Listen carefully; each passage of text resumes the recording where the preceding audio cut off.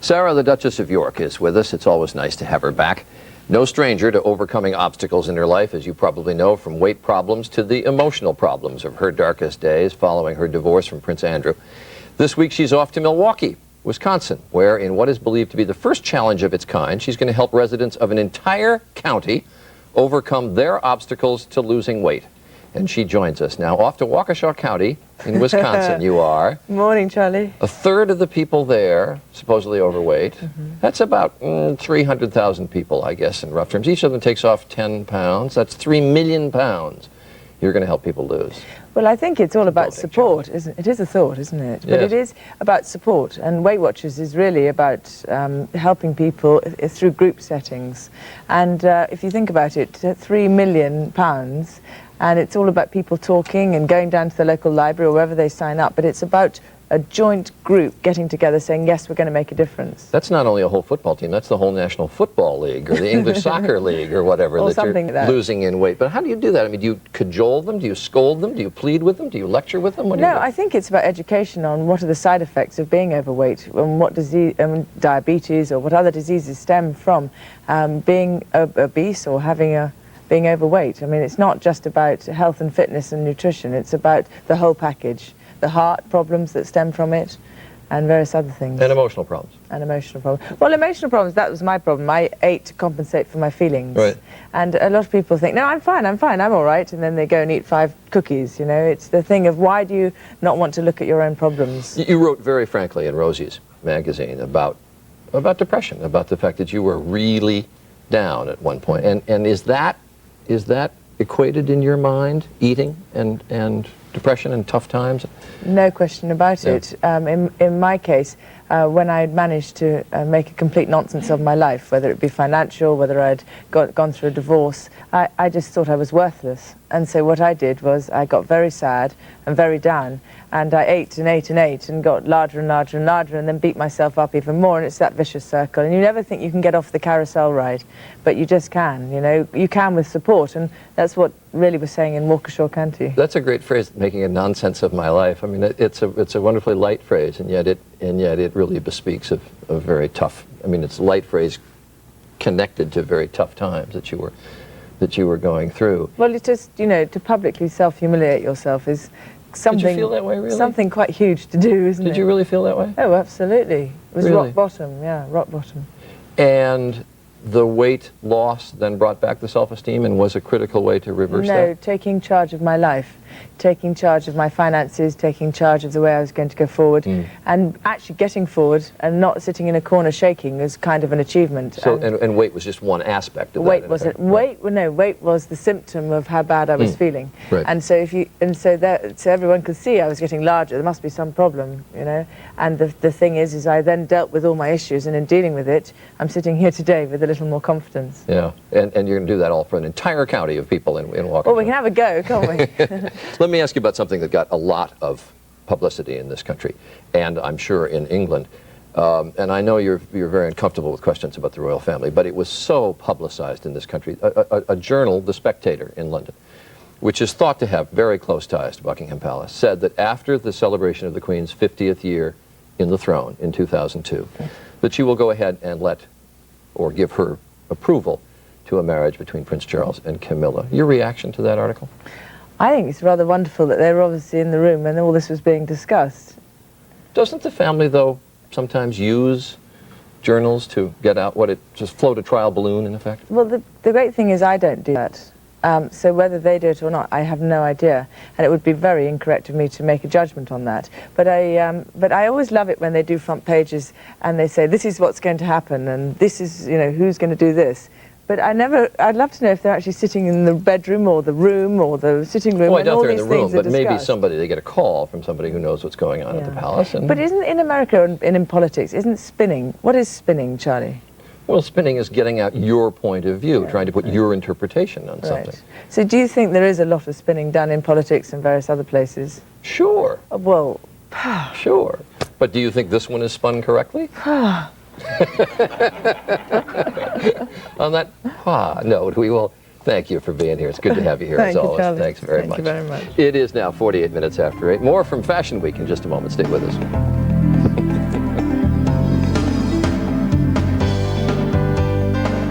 wherever you live. 야, 저기 뉴스밴이 또 지나갔네. 아이고 참나. Eyewitness News is there. Nouvelle local, gagne. Wherever news happens. Eyewitness News is there. So no matter how you say it, There goes that newsstand again. There goes. nobody covers news like ABC7 Eyewitness News. 2 weeks into the project and he looks good. Fresh turkey good. Good coloring. Backside looks supple. Let's get this one back home. Well, that's not what your principal said. What's for dinner? Oh, looks like fresh turkey cutlets. All right. We're doing good work here. And Cheatham Farms, our mission is fresh turkey! The show everybody's talking about. I Love You, You're Perfect, now changed. Now in its 6th smash year. The show everybody can relate to. Thumbs up. Just reminded me of our relationship. Oh, it's great. Cheaper than going to therapy. We loved it. We did. It was hysterical. It was a lot of fun. An excellent show. Fantastic. Can't miss it. I loved the show. I really enjoyed it. For tickets, call Telecharge at 212-239-6200. 212-239-6200. You gotta come see the show. We love it. It's perfect. Don't change it. Toyota is rolling back prices on all 4Runners, up to $1,500 on select models. So see your Toyota dealer to get your adventure rolling. The AIDS Memorial Quilt has become a symbol of hope and a tool for HIV prevention. Find out how you can join the fight against AIDS in your community. Contact the AIDS Memorial Quilt. 85% of adult pets have gum disease. Easily prevented with daily brushing and regular professional care. Your pet will thank you. You're welcome. If a football hero accused of murder is news for months, if every Capitol Hill scandal merits weeks of coverage, how much attention do 2.5 million dead merit? It's a story we should have brought you long ago. This week on Nightline, we'd like to make up for that by finally telling you about the beauty and the tragedy of Congo. 3 years, 2.5 million dead. We thought you should know.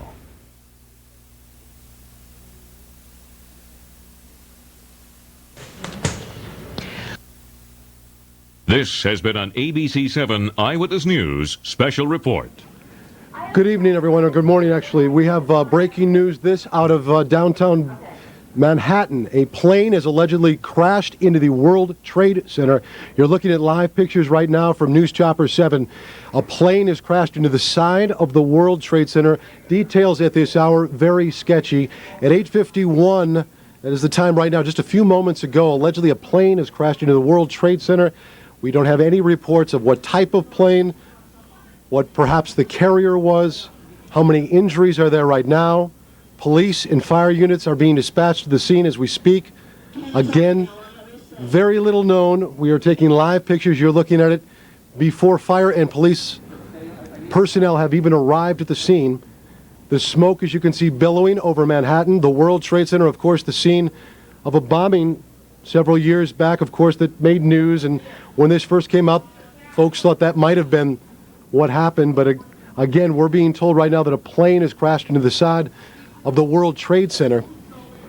Again, these are only sketchy details. We'll just stay with pictures. News Chopper 7, I believe John DelGiorno is in the air. John, if you can hear me, what do you see up there? Okay, so John's not with us at this moment, but what we can see is smoke billowing out of all three sides. It looks like the left side of your picture right there is perhaps, we are only speculating now, as no facts have come in, that perhaps that is where the plane may have struck the building. Again, smoke pouring from one of the twin towers of the World Trade Center. Right now, fire personnel, we're being told, arriving on the scene as we speak. This happened about 8:48 a.m. is when news first came of it. Associated Press is reporting very little more than that. We do have an eyewitness who is joining us on the phone. Sir or ma'am, just say your name and tell us what you saw there. Are you speaking to me? Yes, ma'am. My name is Libby Clark, and I am on the 33rd floor of Mercer Street, and we felt the plane fly right over us, and then I thought it looked like it was going to go right in the World Trade Center, and then it was going to veer off, but it slammed directly into it. Libby, did it look like a large or a small plane? Was it a passenger plane or perhaps a large jet? I believe it's a passenger plane. It was relatively large. I mean, it wasn't the size of a jet. Okay. But it was not a small plane. Right, it wasn't a small, like perhaps like 5 or 6 6 seater. seater. No, it was a large, and it was so loud right over our head. Did you hear anything unusual? When you said it was loud, obviously it was very low, and you get the reverb off the buildings right there, but did you think that perhaps it might have had engine problems from the way it sounded to you? It's very difficult to tell because it's unusual that you have a plane fly that low right above your head, but we heard it and we stopped talking, and then it looked like it was trying to make a left away from it, and I said it's going to fly right into it, and then it flew right into it. Libby, did you see the parts of the plane drop down? Because we don't see any. No, it looks like the plane. I'm looking right at it from a 33rd floor on Mercer Street, and I don't see that the plane. The plane seems to be in there. It seems to be in there. Okay. You didn't see anyone. I don't know how much of a vantage point you might have to see in windows. You can't see if there are people anywhere. I can't see that. I just saw tons of debris shooting out of the building. Sure. We're relatively close. I mean, I have an amazing view of it, but I can't, fortunately, I can't see any people. Libby, did you think when you saw that plane heading toward you said that you thought it was going to run into it? It looked exactly like it was going to slam right into it, really? Except it looked like it tried to make a veer left away from it, but it was going right for it. Wow. Can you tell us? Can you see the ground there? If fire and police personnel have I can't see the ground arrived from there yet? here. I'm sorry. No. You don't see any fire trucks at all. I can hear the fire trucks, but I can't see them now. All right, Libby. If you'd hang on the phone, I don't know if we can keep you hanging on, but we've got another eyewitness as well, Steve Silva, who saw this as well. Libby, hang on, and let's go to Steve. Steve, can you tell us what you saw? Yeah. Well, I was sitting at a table, and the plane was flying too low, making too much noise, so I got up and looked out the window. And sure enough, it slammed right into the north side of the, I guess it's the northernmost tower, and exploded into a big orange flame. Steve, Libby said it looked like a passenger jet to her, not a small... It was smaller than your commercial jet, but it had twin engines, jet engines in the back. It looked like, it might have been a small jetliner. A small jetliner. Okay, these of course are unconfirmed. This is kind of like from our naked eye view. Steve, can you see down on the ground? I'm on the roof. I live on the top floor. I've got some great photographs. It's burning right now. It's just started flaming again and spewing out black smoke. Steve, can you see? I don't know what your vantage point is. I know Libby was a good ways away. Can you see any people perhaps in floors above in those windows, or you don't have that vantage point either? Well, if they'd be enshrouded in smoke, I know every siren around here is going off. The police must all be heading down. Steve, how close are you to this to the building? I'm on East 7th Street. I've got a perfectly open, clear view. There are choppers now over the building. Steve, I talked to Libby about seeing any wreckage that might have fallen to the street. She didn't see a whole lot. She said most of the plane she thought stuck into the building. What do you see? I'm sorry, I can't make that out, but I can't see anything on the street. Okay, so what we know right now, in case you're just joining us, this is live pictures of the World Trade Center where a plane, and we're trying to get confirmation on what type of plane Steve and Libby both thought it was a passenger plane, relatively small, but not certainly a plane that it was not like a Cessna or anything like that. It was like a small jetliner. Okay. Okay, very, very much. Steve Silva and Libby Clark, if you would be good enough, if you could just hang on the line for a minute. Libby, are you still with us? Yep. Libby, what do you see now? Is there anything more that you can share with us? I just see now the smoke is really thickened. It's really, really thick, dark smoke pouring out of it.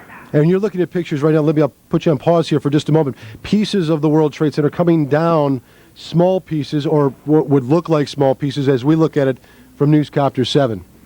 And Steve had said that it crashed into the north side of that tower, one of the twin towers of the World Trade Center. Of course, when we saw these pictures first coming in about 10 or 11 minutes ago, our minds flashed back to the World Trade Center bombings, but certainly this is not that. It is definitely a plane that has gone into the side.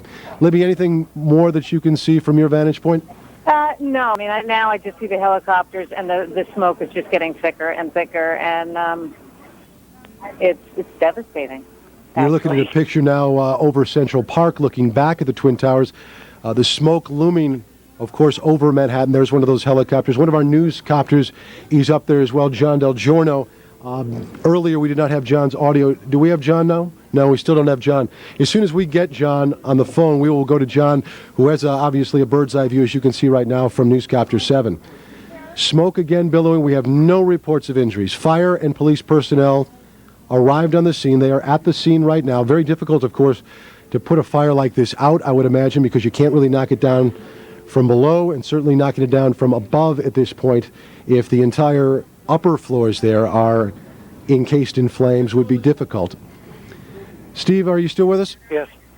Yes. Hello, yes, I'm here. Okay, Steve, hang with us. We're going to go to another eyewitness, Sandra Rodriguez. Sandra, are you there? Sandra, can you hear me? Yes, I can. This is Steve Bartelstein, Eyewitness News. Can you tell us what you saw? Okay, I'm over here in the South Bronx, and I was up on the roof, and the plane came right over my roof. And It was up at a pretty good height, like it was a normal flight. And I kind of thought to myself, oh, it's probably going to JFK, because we could see them landing at LaGuardia. It came over. It was a small passenger plane, like about maybe 50 people could fit in it. Okay. A small one, and definitely not a Cessna. And it just kept on going. And the first thing I thought of is it's like a drunk driver. It just kept on going and realized what was going on and tried to turn to the left, and wow. It didn't. It didn't make it. It went right into the World Trade Center. Sandra, Libya talked earlier about it. It was very, very loud as it went over her area. Now, that could possibly be reverb in the city. You're used to planes going over your apartment, I would imagine, in the South Bronx. Did it sound similar or dissimilar? Similar. It sounded normal. Did it? Yeah, it sounded very normal. It sounded at the normal sound at the height that it was, and it looked like a normal plane going over the city. And then all of a sudden, it was like a sudden try to turn to the left, and it didn't make it. It just went right into the World Trade Center. It's interesting. Slammed right into it. Did you see it actually make contact with the building? Yes, I did. Now, the fact that you would watch a plane like that, was there something unusual that made you watch the course of a plane? Yeah, because usually planes coming into LaGuardia, they don't fly this course. It was flying from the Westchester direction into Manhattan, that direction, and anything going into LaGuardia. Usual that made you watch the course of a plane? Yeah, because usually planes coming into LaGuardia, they don't fly this course. It was flying from the Westchester direction into Manhattan, that direction, and anything going into LaGuardia, they usually do like a circle pattern, or you'll see them coming in from like around New Jersey or over Manhattan itself. You're looking at it just didn't look right. Okay, let me put one more. You're looking kind of at one of our newer pictures of the buildings. You can see the smoke very, very dense. This perhaps is the north side. I can't tell from looking. Black smoke. Let's go to. We've got another eyewitness on the phone. Is it Winston Campbell? It's Winston Mitchell. Winston, are you with us? Yes, I am. Winston, you're a photographer? Yeah, I work for Transit News. Okay, can you tell us what you saw, Winston? Yeah, I'm sitting in the car, and I heard this plane overhead, and then all of a sudden I thought it sounded kind of loud, and then I looked up, and all of a sudden it smashed right dead into the center of the World Trade Center. Big flash of flame, fire coming out from all over. Then all the bricks is a huge hole right now. It almost looked like the plane probably went through. I'm not sure. Winston, can you see? Are you on the north side there where the plane made contact? Yes, I am. Now, when you say a huge hole, one of our earlier witnesses, Libby Clark, said not much of the plane came down off the building. Much of it went totally right into the building. It's in the building, from what you can see. Right. Now, can you see if there's a lot of debris downstairs, Winston? No, because it looked like it inverted. With the impact, everything went inside the building. Inside. The only thing that came out was a little bit of the outside awning. But I'd say the hole is, let me just get a better look right now. Okay, go ahead. We'll wait. I'd say the hole takes about, let's say 6, 7 floors were taken out. And there's more explosions right now. Hold on, people are running. Winston, hold on just a moment. We've got an explosion inside. The building's exploding right now. You got people running up the street. Okay. Hold on, I'll tell you what's going on. Okay, just put Winston on pause there for just a moment. Okay, the whole building just exploded some more. The whole top part. Okay. The building's still intact. People are running up the streets. Am I still connected?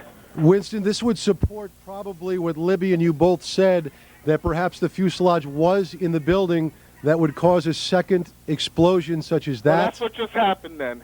That certainly. Yeah, people are running up. We're getting word that perhaps. Okay, hold on. The people here everybody's panicking. All right, Winston, let me put Winston on hold for just a moment. Okay, I don't know how much longer we're staying. I'm inside of a diner right now. Well, Winston, you know what? If you could give us a call back, I just don't want to panic here on the air.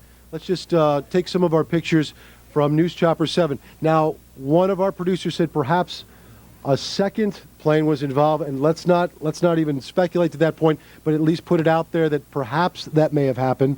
The second explosion would certainly back the theory from a couple of eyewitnesses that the plane fuselage perhaps stayed in those upper buildings. Now, if you look at the second building, there are two, that both twin towers now are on fire. Now, this was not the case, am I correct? A couple of moments ago. This is the second twin tower now on fire, and we're going to check on the second flight if perhaps that had happened. This all began at about 8:48 this morning. Again, what we know, in case you're just joining us, a small plane, not a Cessna type or 5 or 6 seater, but instead perhaps a passenger flight, ran into the north side of the World Trade Center.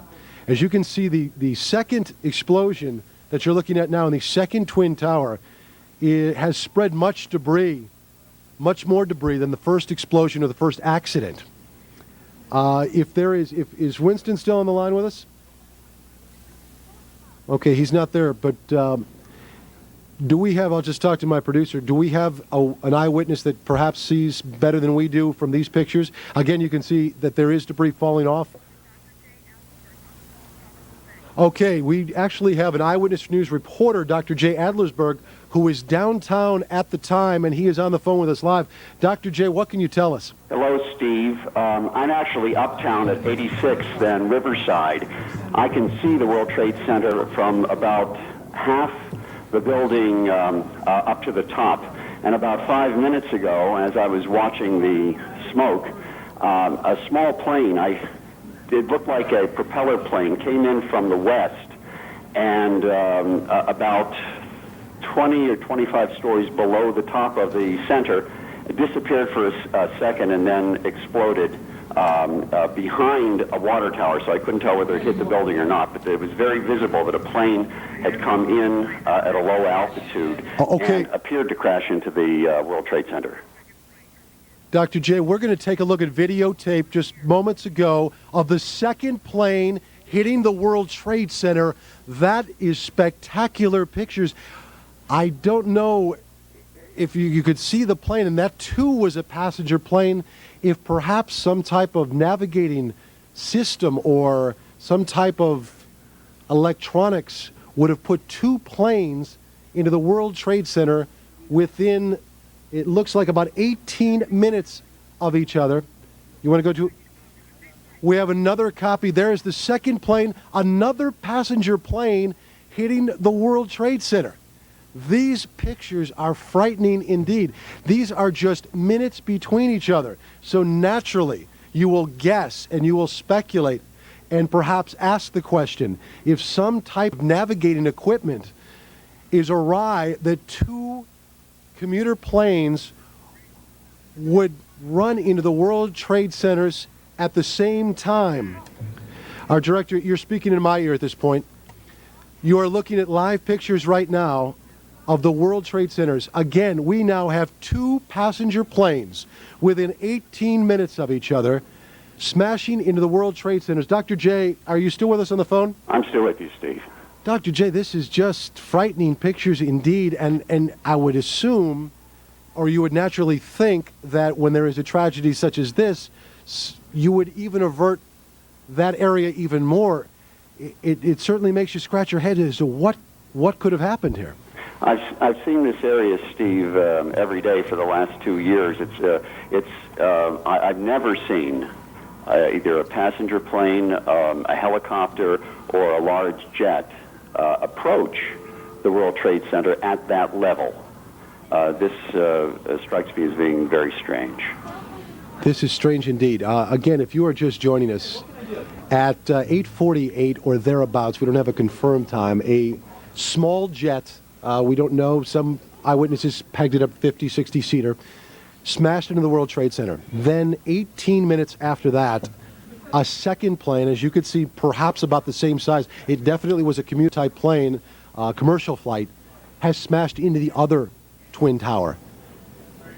Shocking pictures, to say the least. Dr. J, I know that you're up quite a ways. Can you see? It looked to me like on the second explosion, it might not have been as clean a hit as the first one, and there was much more debris on the second one. Would you agree with that? Okay, Dr. J, obviously not with us. No, hello, Steve. Oh, yeah, okay. Thank you, Dr. J. Still here. I can see through a powerful telescope, which I have, that there is debris floating in the air presently right now at about 20 stories below the top of the World Trade Center. And after the impact and the explosion, there was a tremendous amount of debris in the air just immediately after the impact. Dr. J, please hang on the line just for a second. We've got another eyewitness who joins us on the line. What is your name? Hello? Yes, my name is Steven Silva. I was on the line before. Oh, okay. Steve, what can you tell us? Anything new? And I only went to you after the first plane had hit. The second plane, did you see that hit as well? I was standing here holding the telephone. I saw its approach to the southern tower and the southern face of the southern tower. I saw it approach, and I said, oh, my God, it's going to do it again, and it did it again. You're looking at videotape right now. This is the live picture. I'll bet is the second one that passed either between or to the right side. I can't tell from this angle. Two passenger planes have now collided with the World Trade Center. And you can see the pictures now. Steve, can you tell us anything new about what you saw in the second impact? Yeah, the second impact threw out a lot of debris right through the building, out the opposite side on the north face of it. It just threw out all manner of confetti like shrapnel. Okay, and have we got Dr. J still on the line? I'm here, Steve. Dr. J, when you saw now, because I have a very tough vantage point here, looking at the live chopper and live, because I'm sure we're restricted flights. Was the second tower ever involved until the second collision, or was it just one tower to that point? I can't tell right now because from this vantage point, the towers are superimposed on one another, sure. And it's very difficult to tell where the impact was. Steve, you're on the line as well. Was the second tower involved in the first crash at all, or is that... No, I'm sorry. It wasn't at all involved, not in the least.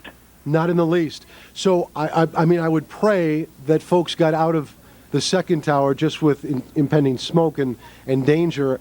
So perhaps tragedy, at least for the folks that were in the building, certainly not those on board, could have been averted. We certainly don't want to speculate, but we would hope. I can't say, but it was so fast after the first one, it couldn't have been 20 minutes less. It was. I had it on my watch at 18, but of course that's not official or even deemed accurate.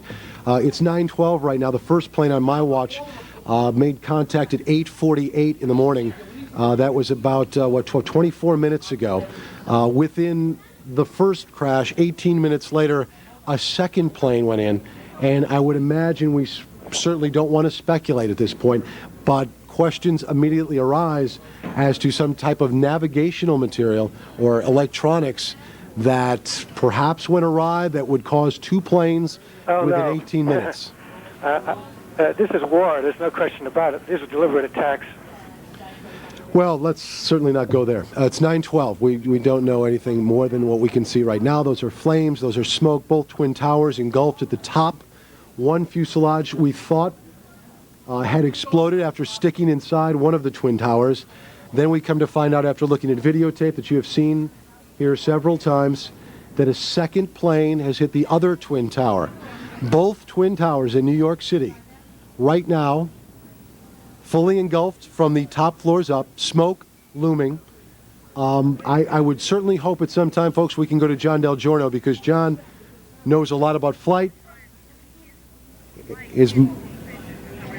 Okay, I'm just being told that our electronic gear that transports John's voice signal is located at the top of the World Trade Center. So that's going to be a problem getting to John. If John wants to feed us any information through our producer's desk via phone, certainly, John, I could use the help here on your knowledge of flight. Information that we have right now, that is certainly speculation, but it is all that we know, is that two planes have made contact, one with the North Tower, one with the South Tower. We don't know how many people are injured at this point. We know that fire and medical personnel are on the scene. We know that this is probably one of the worst tragedies, certainly, that New York City has seen since perhaps the World Trade Center bombing. We know nothing about whether the people got out of the second tower before the second bit of contact. Dr. J, can you add anything from what you see, sir? All I can say, Steve, is that I can see both. I can see at least one tower billowing smoke. I'm seeing the same images, actually, that you're seeing from the helicopter right now, from Chopper 7. And I can't add anything more because I can't get a better view than you're getting right now from the helicopter. Okay, if we could even make a plea to, if there is a commercial pilot that is perhaps watching our broadcast at this time that might be able to shed some information on what may have gone wrong, what could have gone wrong, what he might have seen in the second jet contacting the second tower. Of course, pictures aren't available of the first accident, which occurred in the North Tower. The second, as I'm told, is in the South Tower. You're looking at another live picture from Newscopter 7, debris, flames. I would hope, and certainly you would pray, that during the first contact that the second tower was evacuated, so that when contact made with the second plane that went into the second tower, any of the people out of there were out. Eyewitnesses have told Eyewitness News that it looked like a passenger plane, a commercial flight. Okay, we're going to go to a piece of videotape right now, a better angle that you've seen of the second aeroplane hitting the World Trade Center. There is another angle. Actually, we might have seen that one earlier, but you can see the debris spreading, the explosion happening mid-air there after making contact. The fact that part of the plane got through there would suggest that it was not direct impact, but perhaps a wing or part of the fuselage. There's the new pictures. That is a new picture of the smoke billowing from the second explosion. Eyewitnesses tell me, and this of course is not confirmed, that only one tower was involved the first time, and that the second time, the second accident, is when the other tower got involved. You can see debris, much of it flying left, right, looking like eerily similar of a fireworks display. Both towers you look at live now, black smoke billowing. I'm being handed some information right now. The World Trade Center was built to withstand full force impact from a Boeing 727. That's the largest plane in the air at this time. Jim Dolan handing us that information, and that was at the time when it was built. So at worst case scenario, the Boeing 727 at that time could run into the World Trade Center and it could survive and withstand the full force. Those obviously were smaller than the Boeing 727. There's another look from news. For those of you that might be traveling that are watching this broadcast, LaGuardia Airport and Kennedy Airport are now closed. Both those airports are closed. The FBI now is reporting to the Associated Press that this is foul play. This is not accident. The FBI has told the Associated Press that two planes that have gone into the World Trade Center are not by accident, that it is foul play involved. I speculated earlier and certainly questioned earlier that perhaps navigational equipment might have been disrupted or harmed that would cause two planes to take such a tack. John DelGiorno, who is one of our flight experts, he is in News Chopper 7. And John, good to have you on the line. John, what can you tell us? John, are you with us? We are currently hovering just north of Midtown Manhattan. We're over the west side of Manhattan here at 79th Street, looking south towards the World Trade Center. Just an absolutely staggering sight as both towers of the World Trade Center are currently billowing in smoke. The chronology of events as we've been hearing them right now is that at approximately 8:45 this morning, an airplane traveling from north to south struck the North Tower here of the World Trade Center, very near the top, near the 80th floor from what we are hearing, creating that gaping hole that you see in the north side of the building. Shortly after that, as the first building was engulfed in flames, we were on our way to the scene and we witnessed a second airplane, from what I believe in my experience to be a Boeing 737, strike the south side of the second tower, the south tower, and that is the second row of flames that you see here. That airplane appeared to hit a little bit down the building around the 50th or 60th floor. Again, it struck flush into the south side of the South World Trade Center building. And this is actually here, appears to be debris that has passed through the building and is currently on fire. As far as air traffic in the New York metropolitan area, we can tell you what we're hearing from air traffic control is that all operations at the New York airports, being Newark, John F. Kennedy International, and LaGuardia Airport, all air traffic operations has been suspended. As far as other aircraft traffic right now, us included, we are being kept at a distance of 5 miles from the site of this absolute disaster. We cannot get a good look at what is happening on the ground, but again, initial eyewitness reports from the scene stated that actually very little of the debris from the airplane fell down to the street. Most of it appears to be embedded in the buildings here, both World Trade Center number 1 and World Trade Center number 2. John, can you hear me? John DelGiorno, we might have some problems, they told me, with communication. Can you hear me, John? Okay, John can't hear me. Of course, you might remember February 1993, the World Trade Center bombing, and that to that point was perhaps one of the worst disasters in New York City. Worst acts of terrorism, to be sure, and as you know, terrorism attacks normally happen in twins. This certainly, as the FBI has already confirmed, is a terrorist attack. It is foul play, the FBI has told the Associated Press. I'm just being told that the New York Stock Exchange is being evacuated. That word from our Money Scope reporter Jill Bennett. New York Stock Exchange is being evacuated. Murray Bergstrom High School is being closed. Bellevue Hospital, I'm being told right now, is now the command post for injuries.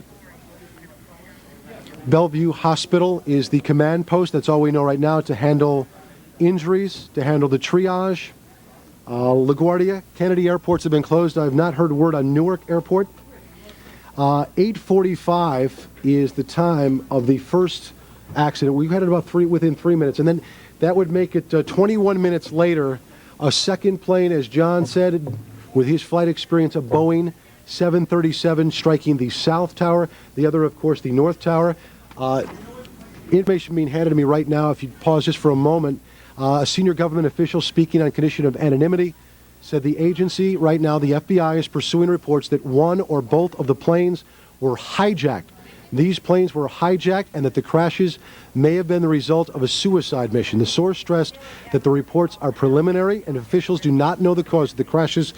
It certainly doesn't look like an accident, said a second government official, also speaking on a condition of anonymity. Again, the FBI, a senior government official, speaking on condition of anonymity, said both planes were hijacked and were flown intentionally on a suicide mission into the World Trade Centers. Again, it has not been confirmed by the White House, and all 3 airports are now closed. All 3 airports now closed. We have eyewitnesses on the phone. We also have Lori Stokes, my tag team partner.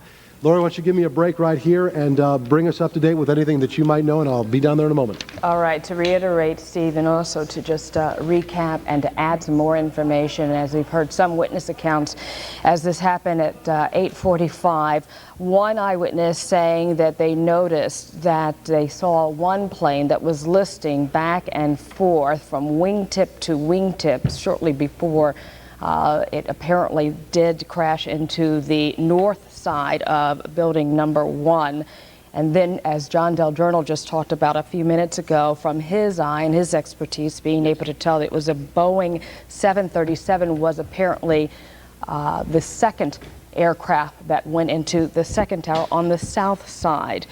As we also understand, as you also talked about, Steve, just minutes ago, all operations according to the New York metropolitan area as far as flights coming in, going out, that would be Newark, LaGuardia, as well as Kennedy. All of the operations have been suspended thus far. Of course, that would be natural, seeing as though what has just happened within the last hour or so. Jim Dolan, of course, with us here in the studio as Steve Bartelstein makes his way down. We have Jim, and let's talk about, because certainly this is all just happening in such a rapid fashion. Yeah, but it is typical in the way of terrorist acts often happen. You often see this in Israel. There'll be one attack, and then there'll be one bomb explosion, for example, Lori, and then there'll be several minutes that go by, and emergency service people come to the scene and try to rescue those people who are injured and try to save those people who are not killed, and then another bomb goes off as if to kill those people who came in to help as well. It's the cynical way in which terrorism often works. It appears that could be the way this has happened as well. One plane goes into the first building, several minutes go by, emergency services people come to the scene, and then another terrorist attack. And of course, for it to begin and to start when it hit at 8:45, for us to initially believe this was an accident. It certainly let us speculate that it might not be terrorism. It could be something else. It could be an accident. It could be, I remember one of the people you had on the air, Steve, was talking about the possibility that it could have been the flyer, the pilot of the plane might have been drunk because of the way the plane was listing. So it let us think that was a possibility for a while. When the second plane hit, didn't seem to be any question left. This was a planned, well planned out terrorist attack, and that, of course, is what the FBI and the feds are confirming for us now. Well, Jim, we were just talking upstairs, and Lori, I know that you've covered all these as well, probably more so than I. Oftentimes, these twin terrorist attacks, they do happen in twos, and such as the embassy bombings in Africa. Yep. That's certainly looking like that's the way it was. And in that particular case, that was designed, two explosions at nearly the very same time, was designed to get the message out. It wasn't an accident. It wasn't isolated. We have our fingers everywhere. We can control your destiny, and we will make an impact. And that is what they were trying to get across in the twin embassy attacks. And we'll have to wait and see what the message was supposed to be here. But let me just point out, and this was also the case in the original World Trade Center explosion, many people see those twin towers as an example across the world, around the world, as an example of American capitalism, as an example of American might and power. They are a very strong and very vulnerable symbol to the rest of the world and to the United States, and that could be why they were targeted this time. Great point. And you have to look how meticulously this appears to have taken place as well. It really does. When the World Trade, and this is one of those things, and we're looking again at the second explosion right there on tape on the south side. During the World Trade Center trial, it came out that the buildings were originally designed to withstand the full impact of a 727 aircraft. They were designed to continue to stand if a 727 crashed into it, because the 727 was the largest plane in the air at that time. So this was well planned out. These were large aircrafts. It was not a mistake. And just think of how expensive this operation was. Very few terrorist organizations could afford that. Immediately, and not to speculate, but immediately Osama bin Laden has got the money to do something like that. But you automatically think, I would imagine, asking both of you the question, there are very few countries that plan suicide attacks. They may have other forms of terrorism. Suicide attacks would certainly send intelligence to certain parts of the country if they didn't have it already. Osama bin Laden, of course, is the former Afghan freedom fighter, a billionaire by all accounts, who is maybe #1 on America's list of terrorism exporters. They believe he was involved in the attack on the American vessel in the Middle East several months ago, and the embassy attacks too. The embassy attacks as well, and yeah, he springs immediately to mind. We have also, let's go back to John DelGiorno. John, you're still obviously having to keep your distance, but bring us up to date. John, are you there? John is certainly can hear. He's taken our signal, they were telling me, off the radio. All right, we're understanding Once again, we're live over the west side of Manhattan. We're up around 79th Street, about 5 miles north of the World Trade Center. And again, to recap the events here this morning as we are assembling them mostly for eyewitness reports. One of our sister helicopters for Metro Traffic was flying in the vicinity here around 8:45 this morning when the pilot witnessed an airplane crash into the North Tower of the World Trade Center. That airplane was traveling from north to south, and the pilot believes that it was an ATR aircraft. That's a commuter-type airplane. It's a twin-engine prop airplane that can carry anywhere between 50 people up over 100 people for that aircraft. That airplane crashed flush into the north side of World Trade Center, of the north building of the World Trade Center, and the building proceeded to go up in flames. The top 20 floors of the building currently engulfed in smoke. Approximately 15 minutes after that occurred, we were en route to the scene, and an airplane passed over our head from south to north. And this was a Boeing 737 aircraft that crashed flush into the south side of the south building. So we have two airplanes that struck each building of the World Trade Center. The north building was struck on approximately the 80th floor. My estimation is that the south building, which is what you're looking at now, that was struck at approximately between the 50th and 60th floors. Again, initial eyewitness reports said that these first airplanes, the first one flew directly over Manhattan and right into the north face of the World Trade Center building. Meanwhile, these fires, obviously very difficult to extinguish for the fire department. I'm not even sure if they can get equipment up that high in the building. This smoke, obviously, on a beautiful, clear day in Manhattan, is visible for miles and miles around. It is also worth noting that as far as we can tell, the airspace around New York City, as far as commercial traffic goes, that airspace has been shut down. All operations at Newark International Airport, John F. Kennedy International Airport, and LaGuardia Airport, those operations they've been ground to a halt by the FAA. Also, Teterboro Airport for local commuter traffic, that has been closed down as well. So it appears as though all air traffic in the vicinity is immediately shut down. The fires continue to burn out of control in World Trade Center number 1 and World Trade Center number 2. John, let me ask you a question. You had said the 737, pardon me on my ignorance. How many folks does that seat, do you know? 37 aircraft, and you'll have to forgive me because I'm working on radio equipment to hear your questions, because obviously much of the media equipment in New York is based right here in the World Trade Center. So a lot of the local TV signals, radio signals, two-way radio, AM, FM channels, many of those signals in New York City have... Two airplanes. All right, now we're going to interrupt. We're going to go to the president. He's talking about what has just happened. In an apparent terrorist attack on our country. I have spoken to the Vice President, to the Governor of New York, to the Director of the FBI, and have ordered that the full resources of the federal government go to help the victims and their families, and to conduct a full-scale investigation to hunt down and to find those folks who committed this act. Terrorism against our nation will not stand. And now, if you join me in a moment of silence.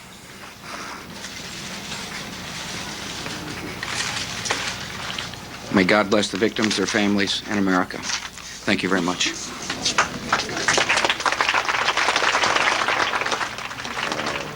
President clearly shaken, I think one can say, confirming what we think we all knew, which was that two aircraft in an act of terrorism crashed into the twin trade towers. Nobody was quite certain about the first one at the very outset, but the president absolutely, having talked to the Vice President, the Governor of New York, the Director of the FBI, now believing and confirming that we have two terrorist attacks on the World Trade Center, and the President saying the two things which a President must say at a moment like this: terrorism will not stand,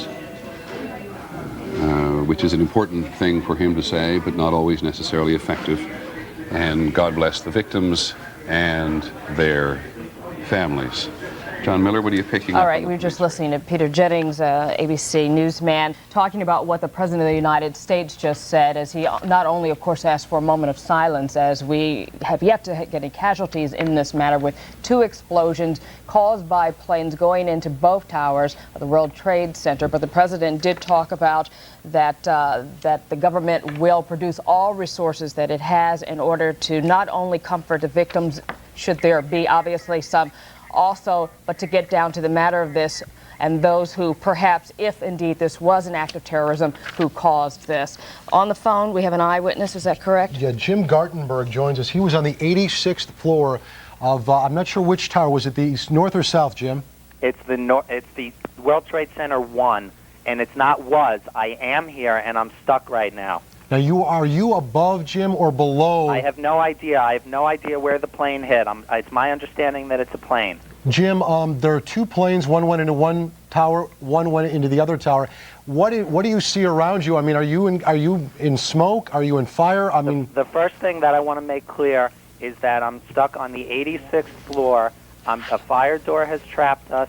Debris has fallen around us, and part of the core of the building is blown out. How many people are with you, Jim? I'm with one other person, and I'm told that people are aware of this. I'm on the 86th floor on the east side of the building facing the East River. And what time did you get... If I'm on the air, I want to tell anybody that has a family member that may be in the building that the situation is under control at the moment, and the danger has not increased. So please, all family members, take it easy. Jim, one of our producers, too, if you'd call NYPD and let them know exactly where Jim and that other person is stranded, 86th floor. 86th floor on the east side of the building facing the river. Okay, thank you, Jim. There are two of us here. Okay, Jim, we'll try to try to make sure that we can alert everybody, and also it's good that you did mention that families should, to some extent, to have some calm right now. What time did you get to work? I got to work around 8 o'clock this morning, and I think this happened around 8:45. It did. Describe what you felt. I felt just the whole building. I heard a noise, felt the whole building shake, and saw glass blown out. The glass on my floor was blown out from the inside of the building out, rather than the exterior windows being blown out. And what glass fully shattered, and just the core of the building, the interior core of part of the building collapsed. Hello? We just want to pass it. Jim, hang right there with 1 second. For folks that are in New York City, all bridges and tunnels in and out of the city have now been closed by the NYPD. I'm sure security measures to be taken if perhaps there are folks that are still in the city that are suspects. The fire stairs are blocking our exit. I don't know where the stairs are, but I couldn't get to it, and I'm sure I would want to pass the debris on my own without it. Patricia and I, the elevators are blown out. There's a shaftway in between. In the meantime, let's go back to Jim Dolan as we talk about what's just happened. Jim? And again, another reason for closing the bridges and tunnels, besides the possibility of suspects, Steve, might also be they are concerned about another terrorist attack. Again, we talked earlier about the symbolism of the World Trade Center. Let's talk also about how vulnerable some people believe those tunnels to be. We have seen reports over the last several years that the tunnels are very strong. They take an enormous explosion. They're not taking any chances today. After two explosions in the World Trade Center, again, these are symbols of American capitalism, of the power of New York and the United States. Right. They don't want to take any chances. Okay, let's go to Joe Torres, who's on the phone with us. Joe? Lori, yeah, I'm on a payphone at the corner of Barkley and, bear with me, I can't see too much, West Broadway. Standing close, very close to FBI officers, NYPD, who are in touch with the command center and said they have an understanding and information, and I don't know if you've reported this because I've been unable to watch the coverage, that another plane is en route towards both towers. Officers left and right running by me away from the building. We're in a safe location, but as debris continues to fall from the buildings and flames shoot out the sides, they are on very much a high alert and just looking upwards to see what, if anything, is going to happen. I can't begin to tell you the difficulty, the painfulness it is to watch this unfold. As you look at these towers, the landmarks of the New York skyline, with smoke and flames shooting out of them, debris pouring out, and then occasionally, passing by us now, Commissioner Carrick, and he won't have any time for me. The question is, let me put you on... Say again, Steve. Let me talk to Jim Dolan here for one moment. Stay with us.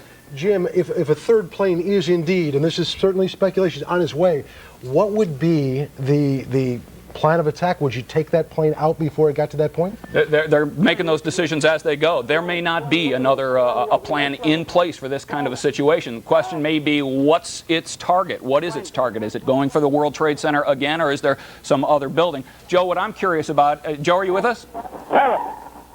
Joe? Thank you. Joe Torres. Hello, I'm sorry, Jim. Hey, Joe, let me just ask you about this third plane, the possibility of this third plane.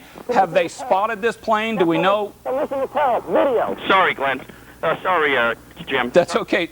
Joe, do we know if they've actually seen this third plane or whether there was a phone call in that warned of a third plane? Do you know where that information comes from? No, I was standing next to an officer as he related to FBI agents who were coming out of their offices located here in Lower Manhattan. I just saw Commissioner Carrick. Could you just see...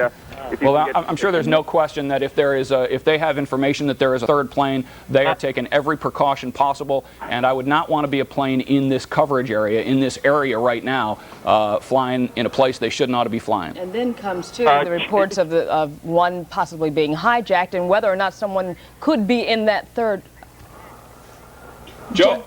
Yeah, no. ahead, Again, Joe. it was strictly radio information from a quite energized police officer who got information relayed to him to take precautions. I don't know how that information came across, if it was information over a radio, if it was actually an eyewitness or another officer in another location. But I'm sure police are certainly manning all radio frequencies. But again, how that information came across, Jim, I couldn't tell you, because it was more here for the people here a precautionary measure to just get out of the way. Joe, does it seem like police and emergency services have things under control there, or is it still quite chaotic? Yeah. They've surrounded a two-block area, blocked off a two-block area. It's just police, emergency, fire officials that are pouring in from every direction. FBI agents, we've seen Secret Service agents coming out of their offices as well. Just coming out of the buildings to...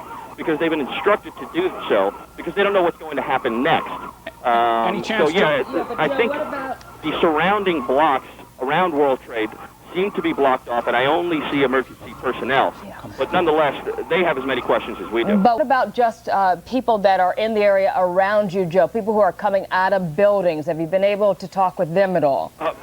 We've talked to only a few, because either most had not made their way to the offices or had gone out through another entrance. Keep in mind, it's very difficult for us to move around. We get to a location where we can get the most information. We kind of stick where we are. And then, of course, we've got numerous police officers telling us where to go and where not to go. So we're just trying to stay close to NYPD, close to FBI, because if we know we're close to them, then we are safe as well. All right, Joe, hang in there for 1 second. We want to go to Nina Pineda. Work in the office buildings have come out. We've seen a few. We talked to one gentleman also briefly. Said he worked in World Trade, was down in the lobby at the time of his explosion, talked to us for 2 seconds before he couldn't go on any longer because he felt his colleagues were upstairs and was wondering about their... All right. Thank you, Joe. Hang with us there, Joe, for a moment. Daily population just handed this note, 50,000 to 70,000 workers in the World Trade Center at any given time. That's certainly what the average is. Nina Pineda standing by at Broadway and Chambers, I believe. Nina? Steve, and we were just moved back about 3 blocks. We were right near the World Trade Center when police in riot gear practically started pushing the crowd back and screaming there was going to be another explosion.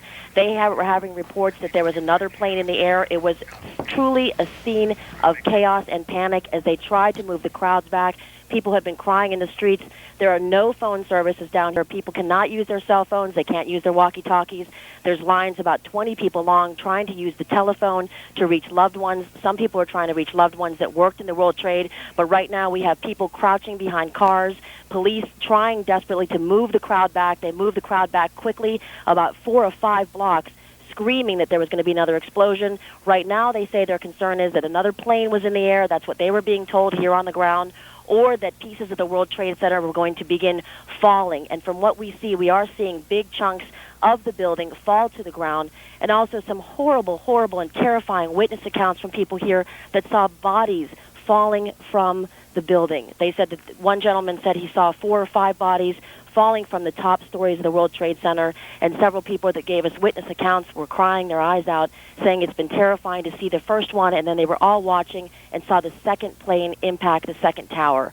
Right now we are still at West Broadway and Chambers as police have formed a line to keep the crowd back, but there is truly a scene of chaos here on the ground as folks are looking in the air afraid for another impact. All right, Nina, hang tight for a minute. We'll come back to you. Thank you for that update. In the meantime, Jim, let's go back to you because Nina did talk about that third plane being a security operation. What does that mean?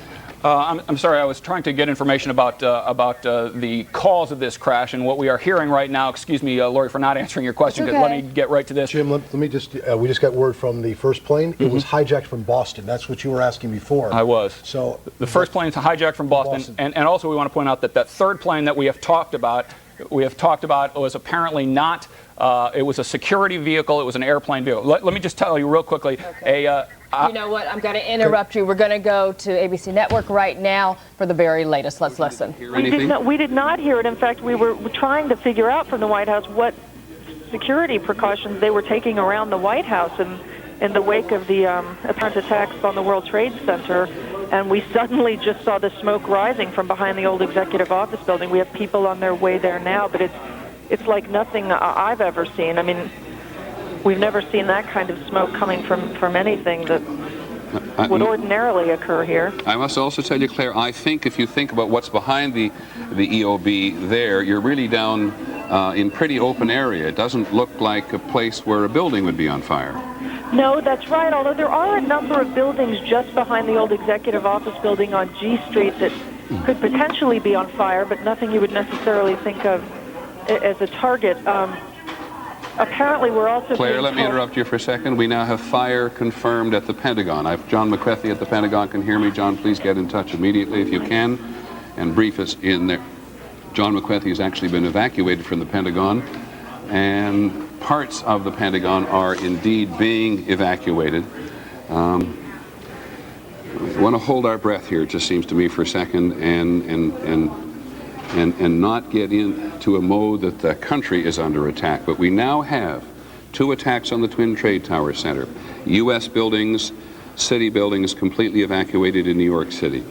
We have this mysterious black smoke at the southwest corner of the White House, which is to say there's something going on behind the old executive office building. We now have a report that fire has been confirmed at the Pentagon.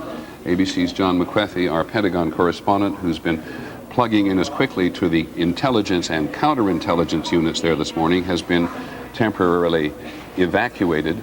But that is as much as we know for sure at the moment. John Miller, go back to what you're hearing on your nets. Actually, it's interesting. In New York City, they're reporting on what we're seeing here also, essentially trying to tell everybody that heightened security is important now. John, I apologize. There's a lot of us here. What are we listening to there? Say again. Say again, please. Come here, John. Constantly reporting that bomb squads are checking out Air Force One before the president. Good. Try to correct. So we have bomb squads. I think you're going to see a lot of this, and I think we were talking about this a few minutes ago. In fact, when I was telling you that in New York they were evacuating the municipal building, the United Nations, Gracie Mansion, which is the mayor's residence, all potential targets, I suggested to you that shortly in Washington you'll probably be seeing the same kind of reaction at sensitive symbolic locations.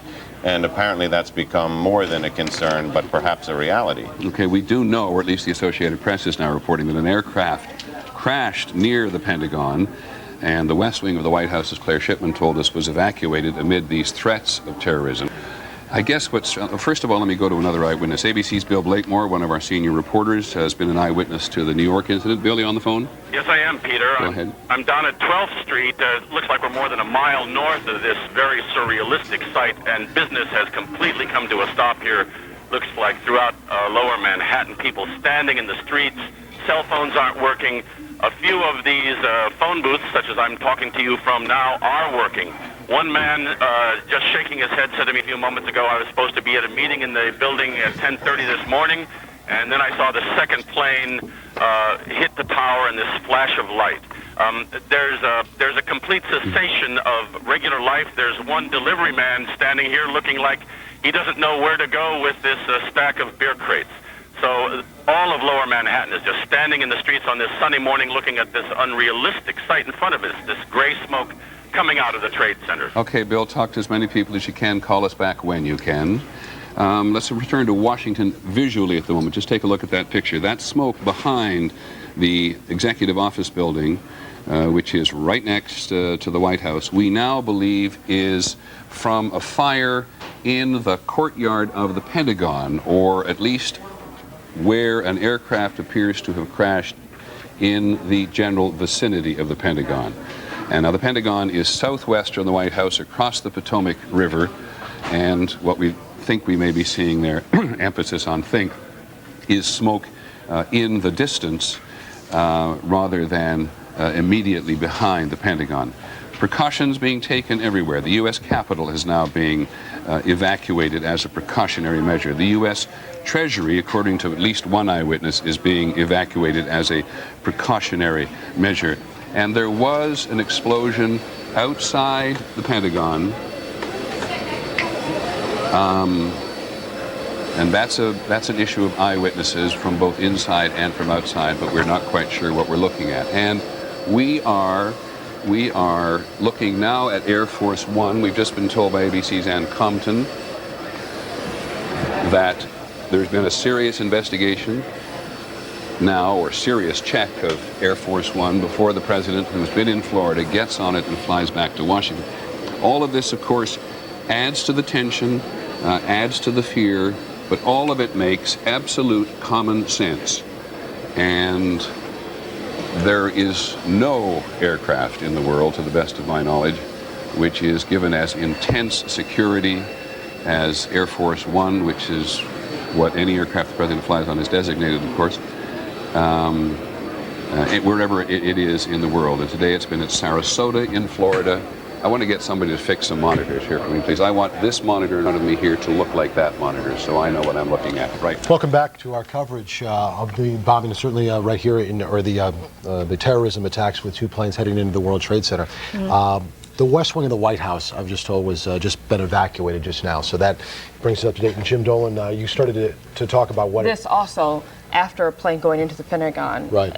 That report that we're getting. So the nation's capital is also being rocked by this at this moment. Jim, before we went to the network, you were continuing a thought. We just wanted to report that Abu Dhabi Television is reporting today, this morning, that a group called the Palestinian DXLP is taking responsibility for these two attacks on the World Trade Center. It is the Palestinian Front for the Liberation of Palestine. It's a group with a history of violence, and they are taking credit. We want to point out that there's no confirmation that they were responsible for this, and they fully expect other groups will come forward to talk about this and to take credit for it, to take responsibility for it. But so far, the Palestinian Front for the Liberation of Palestine taking responsibility for the two attacks on the World Trade Center today. If you're just joining us, the second plane, we got information just before going to network, was hijacked from Boston, the second plane. Don't know where the first one's coming from yet. I'm sure that'll be confirmed later on. And when you talk about this particular organization, Jim, any relationship or any connection which exists to Osama bin Laden? In fact, it points at odds with Osama bin Laden, but certainly have the same general goals in mind, and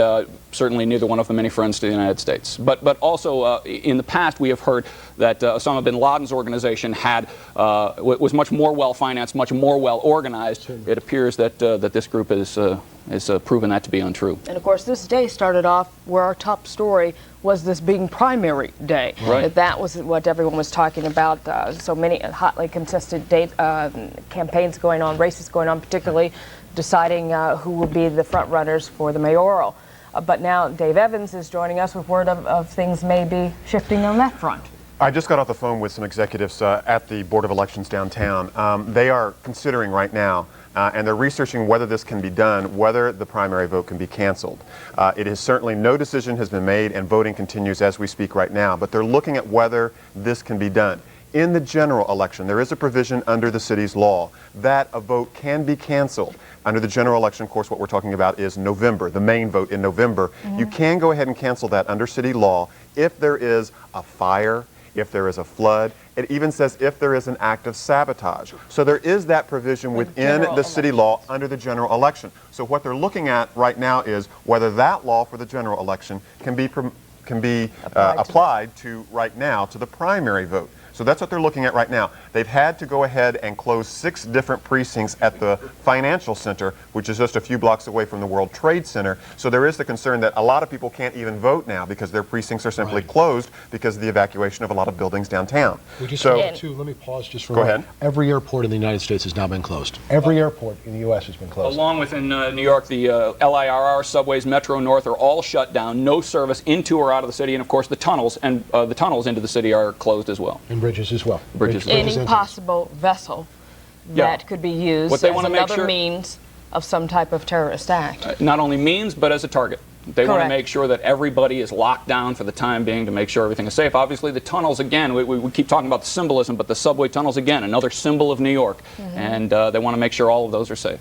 All right, and then of course we're talking about Washington with this latest attack that went on with the Pentagon building and the significance, of course, of Washington, D.C. when you're hitting these particular buildings, having, as you mentioned, the West Wing of the White House also evacuated. It's looking more and more as if everything is becoming shut down. Period. The Pentagon, too, as you well know, is protected almost fortress-like. So many of the chiefs and many of the people, the higher-ups, are down below where they cannot be. So I would assume that some of the... Let's go to Michelle Charlesworth now live on the West Side Highway. Dave, we'll come right back to you, Michelle. Michelle, can you hear me? Michelle?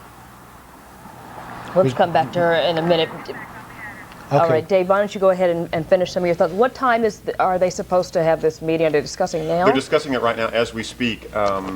Of course, voting is supposed to continue until 9 o'clock tonight in the city. And they realize this is, of course, of secondary importance to everything that's going on right now. They're very concerned at the Board of Elections about their personnel, about the people who may have been in some of these precincts, which are very close to the World Trade Center or in the World Trade Center. So that's their concern right now. Probably, I would think, here in the next hour or so, we will get word from the Board of Elections on what they're going to do about the primary vote. But this is, as they said, of secondary importance right now to what's going on at the World Trade Center right now. But there is the possibility that they could go ahead and cancel this vote. I'll keep you posted on what's happening. I think we probably should know something here in the next hour. Well, if you said that, certainly there's no precedence for this happening, but I would think common sense would certainly allow it to, move over from the general election, that type of a rule. All right, let's go back to Michelle Charlesworth now on West Side Highway. Can you hear us now, Michelle? Were there any people on board? Michelle? We've been watching this unfold. We came down here about 30 minutes ago. We're on the West Side Highway, just north of Canal Street. Now, about 45 minutes ago, the city shut down the southbound lanes of the West Side Highway so that emergency crews only, fire trucks, NYPD trucks, could get down here. I don't know if we can swing over and show as this aftermath unfolds and the plumes of smoke behind me billow from the World Trade Center. People are literally getting away the only way they can, on foot. People have been walking by here with their hands over their mouths and screaming at each other to try to borrow cell phones, but there's no way to get away from here because the bridges and tunnels have been closed. They've been asking me whether or not the Hudson, whether there was any way to get out of the city, and of course there is some concern as to what could be in the smoke. That's the question most of the people have been asking me. What could possibly be in the smoke? They're listening to their radios. President Bush, of course, saying that this is apparently a terrorist attack on our country, and now the latest word from Washington that possibly the Pentagon has been hit by the same kind of attack. There have been some witnesses actually who came by here who said that it was definitely one plane and then another within minutes of each other hitting the World Trade Center towers, the North Tower, then the South Tower, and that from what they could see, this was definitely no accident. In the words of President Bush, again, apparently a terrorist attack on our country.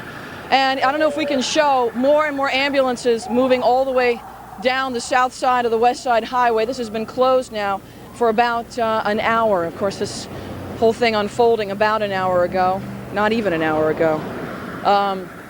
But I will continue to let you know what's going on here. We are, again, just north of Canal Street on the West Side Highway. The only way people are moving out of here is to walk. You can probably see people carrying their briefcases walking by me. We're live on the West Side Highway. Michelle Charles with ABC News. Back to you. Thank you very much, Michelle. We know that Bellevue Hospital, Celeste Ford told us Bellevue Hospital, has been confirmed, is the triage center. It is where they are taking many of the folks admitted. Now, I know there are a lot of folks who have relatives. Only 4 people right now have been admitted. Take that for however that is. If we could also send word to one of our producers there too, the flight from Boston, how many people were on board that flight? Find out how many folks were on board that flight as well. And also, All right, let's go to David Ushery. Of course, we talked about, he's in our newsroom, we talked about all the airports across the country being shut down, but you've gotten word of other closings, Dave? Yeah, Lori, we're trying to diffuse through the information that's coming into the newsroom. Some of it you've already reported, but essentially the government officials are trying to go into defensive mode now until they figure out exactly what's happening. And as Jim Dolan explained, they are trying to limit the vulnerability of other places. The Hudson River crossings have been closed, and that, as you can imagine, is creating a bit of commuter chaos. This is a live picture now from the GW Bridge. New Jersey officials say they've gone into an alert mode. They're shutting these down, all of the Hudson River crossings as well. You've already mentioned the airports, not only here in New York City, but across the entire country right now. The FAA announced just a short time ago, again, until they can sort through exactly where the vulnerability is and what's going on, all airports are shut down. All subways, especially going into, I should say, subways going into the World Trade Center area, obviously not doing that. Schools in the World Trade Center area right now have been evacuated, but as of right now, the Board of Ed has not made a decision on any other schools. All New York City firefighters have been asked to report to duty. And as you've mentioned already, the stock market is closed as well. That's the latest here. We're continuing to follow all of these as they come in, and we'll get them to you and to the viewers. But the main thing right now, apparently, is to stay where you are, because as Michelle Charlesworth also mentioned, emergency vehicles coming from all over the city. We're here on the Upper West Side. We can hear them screaming down towards there on the World Trade Center, so it'll be best to just stay out of their way. Back to you in the studio. All right, absolutely. Thank you, David. I just want to go back to you, Jim, as we talk about all these various operations shutting down, from the airports to schools to the financial district, and hearing David talk about how vulnerable all of these areas are. It does give you a sense of feeling, not necessarily helpless, but you are wondering what might be the next area that is vulnerable. Well, you know, and because of that, the thing that David said that maybe was most important is just stay home. You're not going to get anywhere anyway. Just stay home, stay safe, and be as relaxed as you can be. These are live the World pictures. Trade Center. Something else has just happened at the World Trade Center. As you can see, one of the towers. One of the towers either has come down, perhaps something else has happened. The billow of smoke that we have not seen, the tower is down completely, according to our producer. The side of the tower has come down onto the street. The way that the smoke is billowing here, Lori, that is blocks and blocks. So if they even had them back just a couple of blocks. And just to point We're out, looking from Staten Island right now. And they were back a good distance. They were back a good distance from that in case this kind of thing happened. But keep in mind, remember the attack on the World Trade Center in February 1993 was designed, they pointed out during the trial, to bring down the towers. In fact, to bring down both of them. It appears that this time one of the towers is down, and they again had people a good distance away from this. Jim, the building collapsed, I've just been told. It has collapsed. Let's go now to Peter Jennings and the network to listen to the very latest. Not there anymore. That should be it. Thanks very much. Completely collapsed. The whole side has collapsed? The whole building has collapsed. The whole building has collapsed? The building has collapsed. That's the southern tower you're talking about. Exactly. The second building that we witnessed the airplane enter had been, the top half had been fully involved in flame. It just collapsed. There is panic on the streets. Thousands of people running up Church Street, which is what I'm looking out on, trying to get away. But the entire, at least as far as I can see, the top half of the building, at least half of it, I can see below that, half of it just started with a gigantic rumble, folded in on itself, and collapsed in a huge plume of smoke and dust. We're talking about massive casualties here at the moment, and we have,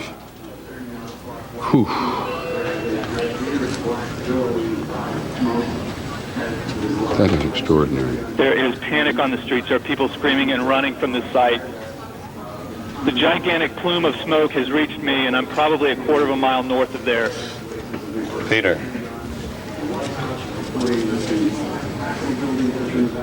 Now this is what it looked like moments ago.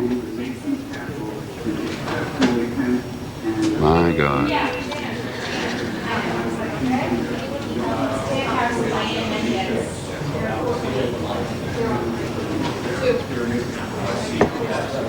The southern tower, 10 o'clock Eastern time this morning, just collapsing on itself. This is a place where thousands of people work. We have no idea what caused this. If you wish to bring anybody who's ever watched a building being demolished on purpose knows that if you're going to do this, you have to get at the under infrastructure of a building and bring it down. Peter? Yes, Dan. What appeared to happen from my vantage point, the top part of the building was totally involved in fire, and there appeared to be no effort possible to put that fire out. It looked like the top part of the building was so weakened by the fire that the weight of it collapsed the rest of the building. That's what appeared to happen. I did not see anything happening at the base of the building. It all appeared to start at the top and then just collapse the rest of the building by the sheer weight of the top. There was no explosion or anything at the base part of it, but I did see that the top part of it started to collapse. The walls started to bulge out, bricks, glass things coming out, and then it collapsed in on itself, and it appeared to just fold down from there, from the very top. Thanks, Don, very much. Just looking at that, I don't know why, but when was the last time the United States was attacked in this fashion? It was Pearl Harbor in 1941. John? From the scene now, there's obviously massive casualties. Usually during these things, there's a little bit of a high pitch, but basic calm over the police radios among the emergency workers. I can hear them screaming, signal 1013, which is the police code for help, calling for help at the triage center, where other people who are already injured have been injured more, confirming that the building has collapsed. Dozens of officers, more civilians are injured. And we don't know, although I'd have to suggest, given the size of that building, what progress the evacuation was in of the tower that collapsed. Yes, Pierre Thomas. One thing I might add is that in recent years, the U.S. government has been preparing for massive attacks, but it's been primarily focused on biological, often bombing attacks. One of the things I have not heard discussed at all in government circles is the notion that someone would hijack a plane and perhaps fly it into a building. So one of the questions that I'm sure that will come out of this, if this indeed is a terrorist attack, is what kind of defenses did the U.S. have in place to deal with an event like this? Well, we talked about that even, Pierre, just before you came and joined us, because at the Emergency Management Center, which is just literally in the same complex as the trade towers, they talk at great length about their preparations for a biological, a chemical warfare attack, how they closed tunnel. I mean, they've been very efficient, taken it very seriously for many years. I'd be a little surprised if the notion of an airborne attack on a United States target had not been discussed. But the notion of the intelligence services knowing absolutely nothing of what is going on today and saying openly right away they had no warnings whatsoever is, and you say something very important, if this is a terrorist attack. We just keep saying that on a repeated basis. Not having any notion whatsoever of what's going on is to be reminded not only of the efficiency of terrorism, but just reminded the efficiency of terrorism at this point. It's ironic. There's a chilling story. Lou Shalero of the FBI, who was part of the capture of Ramzi Youssef, who was the mastermind of the last bombing of the World Trade Center, told me this story, that he was flying over the World Trade Center in a helicopter with the suspect Ramzi Youssef next to him after he was captured in Pakistan. And as they passed over, Lou Shalero nudged him and said to Ramzi Youssef, you see, it's still standing. And Ramzi Youssef smiled and said to the FBI's assistant director, it wouldn't be if I'd had more money. This was... In other words, more money to buy explosives, more money to run a more efficient operation than the one he ran from New Jersey in '93. Exactly. And I mean, we may have seen the second coming of that plan. John McWethy is on the phone at the Pentagon. Hold it, let me just... John McWethy, we've now heard reports that 3 planes have been hijacked today. Can you confirm that? Jack McWethy at the Pentagon? Okay, then let me go quickly to someone named Don Wright, who saw the plane crash into the Pentagon. Don, are you there in Washington? Yes, I am. Can you tell us what happened? Yes, it was about 9:35, and I was looking out our 12th floor windows at 1600 Wilson Boulevard in Rosslyn, Virginia, and I watched this. It looked like a commuter plane, 2-engine, come down from the south, real low, proceed right on, and crashed right into the Pentagon. Went directly into the Pentagon? That is correct. Looked like a deliberate act? A deliberate act, sir. And can you tell me what direction it came from, Don? It came from the south. Came from the south, up along the river, across the land? from the south. Okay, and did you happen to look at your watch? We thought it was just a little bit before 10 o'clock. Well, I was watching ABC News, watching the Twin Tower, and about the time I saw the plane, I watched it come in very low over the trees, and it just dipped down, came down right over 395, right into the Pentagon. And are you fairly sure that it was what we sometimes describe and recognize as a small commuter plane? Yes, it was. Good, Don. Thank you very much. Appreciate your help. You're Don very Wright, welcome. an eyewitness to the crash. As we continue to bring you the very latest information, we're going back and forth, vacillating between network and, of course, our coverage here. Bill Ritter now with me, Steve Bartelstein, who has been with you this morning, bringing you all the latest information. Two things. One, it was just 7 minutes ago that we saw the South Tower go down in a collapse right in the middle. Earlier, we had spoken to a witness and someone who was inside the tower talking about the damage that was sustained, particularly within the core. Anytime you know that the core has been damaged, there's not too much then to hold up. Also, the other information, this is the second one, the south side, which was hit, was the one that was hit from the flight 11, which was an American Airline number 11. Out of Boston, bound for L.A., and that's the second one that was hit. And we do not know, we should re-emphasize, we do not know why the second tower collapsed, whether it was, as the expert was talking to you and Steve and Jim, Lori, whether because the core of the building was damaged or whether because of some other kind of detonating device. We just do not know. We have reporters on the ground. Let me just say, ladies and gentlemen, there are times in our lives that are life-changing, where your life can never be the same, and this appears certainly to be one of them. When that second tower went down, we have reporters on the scene, other media have reporters on the scene. There are thousands of workers down there. We do not know their status. We do not want to scare anyone, but we are, in fact, trying to ascertain the safety.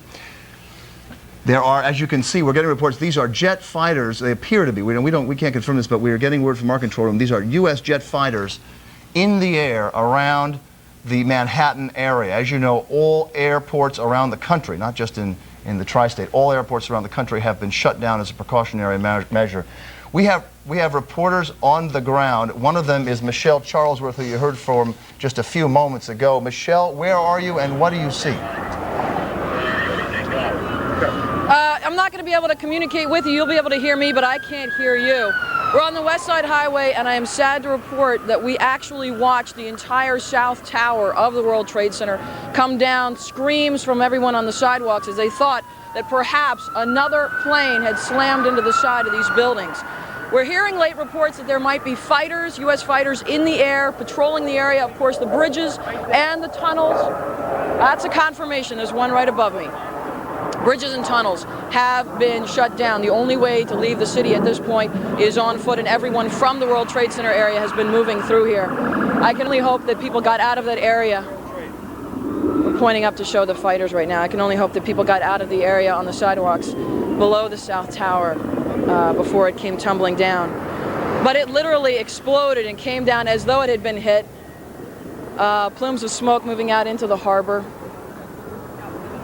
Can we see how many fighters there are up there? One fighter. One fighter. As far as we know, there is nothing left of the South Tower of the World Trade Center. There were reports elevators weren't working. Obviously no way to get out of the building aside from the stairway. You can see the smoke all over this area. And to give you some idea where I am, I'm approximately, 20, 30 blocks from where this latest explosion just happened. The West Side Highway southbound has been filled with emergency vehicles. It's shut off except for NYPD vehicles and fire trucks.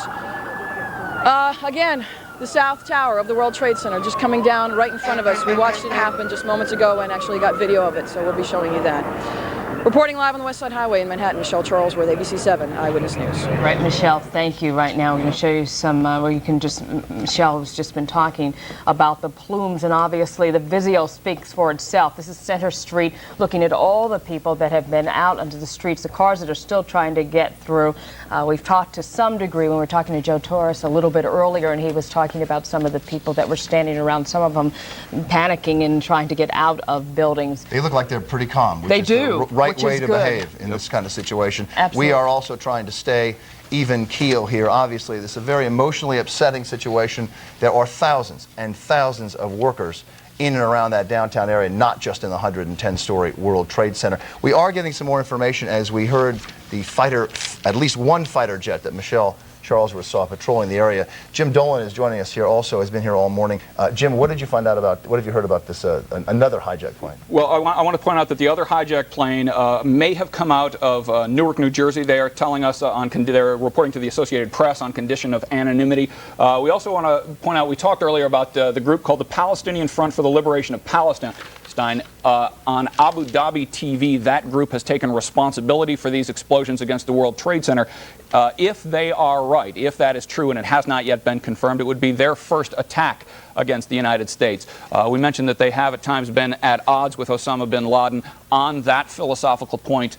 In particular, it appears that that they have changed that. This would be, if it is confirmed later that they were responsible, this would be their first attack against the United States. Those fighter bombers that we spoke about earlier that we have seen in the area, that's the cavalry. They are in here now to make sure that the airspace is clear, to make sure that nobody is in that airspace who shouldn't be there, to make sure that there's not a third attack, at least by air. But when you talk about this organization that has been at odds with Osama bin Laden, at the same time, how powerful, what kind of indication, what has been their past activity, and even a leader? You know, we're looking into that right now, but one of the things we know is that in the past, we didn't believe that they were well enough financed nor well enough organized in the United States to pull something off like this.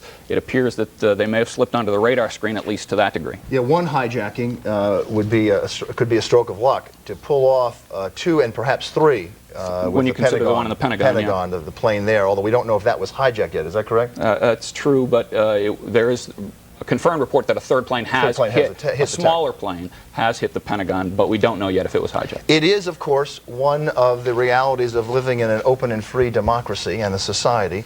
We are not patrolled all the time by the military. We do not usually see fighter pilots and fighter jets patrolling and guarding the skies over Manhattan. You're looking at a live coverage from ABC News, live picture of the Pentagon on fire. A small plane, witnesses say the tail of a plane crashed into the Pentagon about a half hour ago. Is that right, 9:35? It is, and you can see aircraft that were just flying by just a minute ago, and we also talked about the West Wing of the White House, although the president was not in it, being evacuated as well. The president is in Florida and speaking with a group of children, and earlier came on to talk about, prior to this aircraft going into the Pentagon, talking about the Twin Towers and these particular accidents that just happened. We expect him to come back on.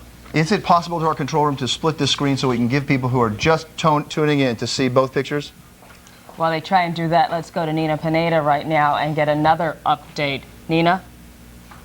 Here we are right next to City Hall. When the top of the World Trade Center fell, it completely obliterated all of the street with a thick, thick white smoke followed by black smoke. You couldn't see anything, even your hand 2 inches in front of your face, and the next thing you saw were people running out of that smoke, tremendous amounts of people in the crowd running and being cleared by police, advising people to leave Manhattan if possible. That's what's happening here on the ground near City Hall. Nina, where are you? We are right behind City Hall in, what building is this? 31 Chambers Street, and the police have cleared the area around City Hall as well. They're very alarmed and they're worried about something happening at City Hall, so they moved people back about 6 blocks, that people were running out of the smoke and you couldn't see anything. The entire street was filled with smoke and then followed by debris flying. There's the street right now is just littered with shoes as people literally ran out of their shoes to escape the smoke and debris. Do you see any injuries on the ground there, Nina? Not at this where we are right now, but what we did hear from people that were in the World Trade Center on the 56th floor when the explosion happened was there were several people had collapsed, several people had been down on the ground, several people were immobilized and not moving, as well as some people in the Verizon building next to the World Trade Center that reported seeing people, as we told you before, jumping from the building. We don't know if they were falling out of the building from the force of the explosion, but one gentleman described in horror how he saw people jumping out in their suits with their ties flying from the very high floors of the World Trade Center, falling to the ground to their death. It is hard to imagine that the death toll is not high. You know, I would like you to describe one more time what it felt like when that tower collapsed. What did it feel like to you on the ground there? We were standing probably about 3 blocks away, advancing toward the scene to try and gather some photos and some videotape, and it felt like the entire ground shook. It felt like what it feels like to be in a earthquake. The ground was shaking, followed by plumes and plumes of overwhelming smoke and flying debris, ash, and pieces of the building. As the ground was shaking, was there sound with this, Nina? There was a tremendous booming sound, and then it just felt like a rumbling, but it wasn't like, it didn't sound like an explosion. It sounded like a loud rumbling, and then the next thing we saw were the streets, the way the streets looked was just overcome by smoke, just plumes and plumes of smoke, like a bomb had gone off, coming up the street as people were racing to get in front of these clouds of smoke and not doing too good of a job. They were soon obliterated by the smoke, and then we could see them running out, but it advanced probably within seconds, a 5-block radius. And you, even choking smoke? It is. Several people are having asthma attacks. There are several EMS units and police that were stopping to be helped, and we're putting on oxygen masks. It is a choking smoke. It is covered in debris right now. It was fine particles of dust and pieces. And what we were doing when the explosion happened was shooting pieces of the plane. There are pieces of the plane on Church Street, which has now become a crime scene. And we did also there see remnants of people's clothing, as we said before, some shoes, and large pieces of what looked to be pieces of fuselage. And this, amazingly, was about 3 blocks away from the scene to have these pieces of the plane and the debris fall all the way on Church Street from the World Trade Center. What I'm looking at right now, amazingly, we're looking at the skyline, and it's missing one of the Twin Towers. Yeah, we can see that. Nina, how far away past City Hall, did that smoke go? Oh, it overcame City Hall within moments. Within moments, you couldn't see City Hall at all. We're standing on the sidewalk outside of it. So we're a block past City Hall, and it's pretty clear here right now, but City Hall was consumed in black smoke. You couldn't see a thing. And police at this time and other officials, their role? Their role right now was pushing people back. They were very much in a mode where they were trying to get people back from the scene. And the seconds before the explosion happened, there was another renewed kind of interest in really getting people away. Because, of course, out of curiosity, everyone's trying to get close. Everyone's trying to get pictures of the World Trade Center on fire. They started screaming, "Get back, get back. There's another explosion happening." I guess they were being warned on their radios that the top was going to come down since it was burning for the better part of half an hour. Hey, Nina, as they screamed to get people back, they started screaming, "Leave Manhattan if possible. Everybody leave Manhattan if possible." Nina, Jim Dolan here. You mentioned earlier that you spoke to somebody who had been evacuated from the 56th floor. Do you have an idea of how far along the evacuation had gotten at the point the second tower came down? Jim, I was trying to ask her that because I couldn't believe that she was still in the building. But of course, people were getting ready for their day. It was about just before 9 o'clock, and she said that as soon as the smoke alarms and the fire alarms started sounding off in the building, there was panic, and they started retreating through the escapes, through the stairwells. And as they did, everybody was screaming, running. She said, running over each other. There were other people collapsed. There was injured people. And then she said, horrifyingly, when she ran down about 6 flights, she's on the 50th floor, she started seeing other people come down, being helped, advancing past them that were burned. Their bodies were burned. Their clothing was burned. They were unconscious. Their friends and colleagues were trying to help them down the steps. She said you couldn't even imagine what it was like for them to run down from the floors that weren't burned all the way down to the bottom. Some people collapsed when they got outside from exhaustion. Some people are having asthma attacks. And as she said, some people are very gravely and critically injured. They were also being laid out on the sidewalk there by the World Trade Center.